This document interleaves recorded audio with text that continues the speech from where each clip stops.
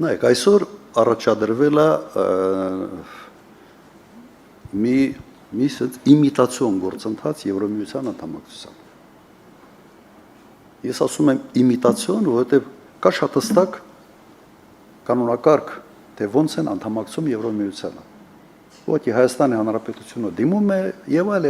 Դու կարող եք Եվրո հանձնաժողովի սայթերը մտնել եւ տեսնել, թե ինչպես է դա կատարվում։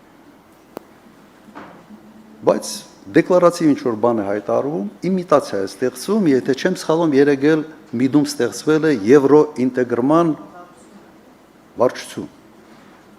Շատ հետաքրքիր է։ Չկա եվրոինտեգրացիա, բայց կա վարչություն։ Դա շատ նման է, չէ՞, մեր իրականության մեջ այսպիսի վիճակներ շատ հարցերում ուղղակի հայտնվում են։ Հետևաբար այն ինչ դուք ասում եք,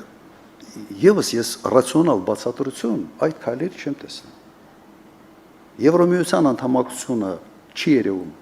դա ցանկություն է եւ իմիտացիա է, բայց Ռուսաստանի դու արդեն Ռուսաստանից փորձում ես հեռանալ։ Ինչի համար են անում, չեմ հասկանում։